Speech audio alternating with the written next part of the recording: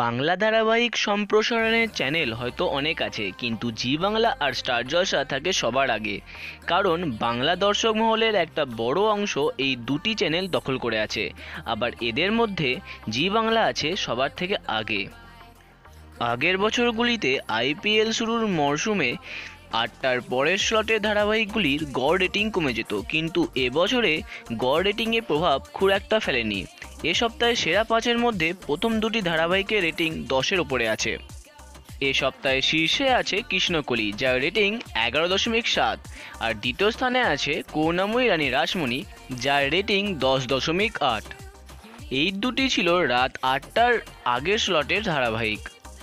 এরপর তৃতীয় স্থানে আবার উঠে এসেছে জয় বাবা লোকনাথ, যার রেটিং ৮.৮, আর চতুর্থ স্থানে আছে সদ্য শুরু হওয়া ধারাবাহিক ত্রিনয়নী ৭.২ রেটিংয়ে, আর আমাদের প্রিয় নকশিকাঁথা আছে ৬.৭ রেটিংয়ে।